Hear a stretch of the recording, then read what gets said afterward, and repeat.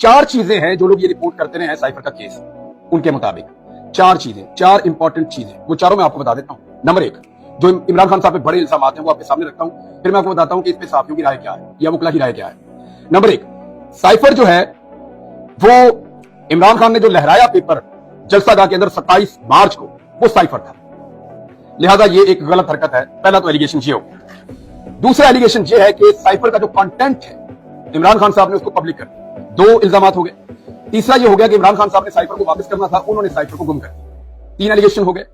चौथा एलिगेशन लगा कि उसको इमरान खान साहब ने मिस यूज किया है साइफर को। ये चार एलिगेशन हैं जो इमरान खान साहब के ऊपर इस केस में लगे हैं। अब जो लोग इसको रिपोर्ट कर रहे थे, जो साथियों को मैंने नाम लिए, मैंने कुछ और से भी बात की है, जो लोग कोर्ट्स को कवर करते हैं, तो उन लोगों का ये कहना है कि जनाब ये जो चार इल्जाम हैं ये चारों में से एक भी साबित नहीं हुआ।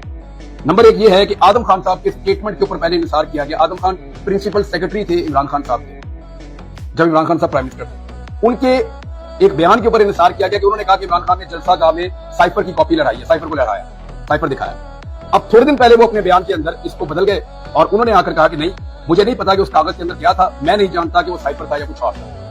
तो ये जो चीज है ये एक डिफरेंट चीज हुई है। और ये जो एलिगेशन है कि वो साइफर था या खाली सफा था या कुछ और था, इसके ऊपर अब कोई सबूत, क्योंकि अदालत ने सबूत के ऊपर सजा देनी है, कोई सबूत या कोई ऐसी सॉलिड चीज मौजूद नहीं है। दूसरा, साइफर का कंटेंट पब्लिक कर दिया, यानी क्या वाकई जो इमरान खान साहब ने कहा उस साइफर के अंदर वही लिखा हुआ था?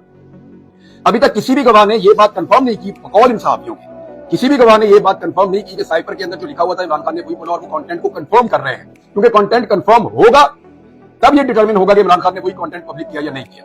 दूसरा उन्होंने ये कहा।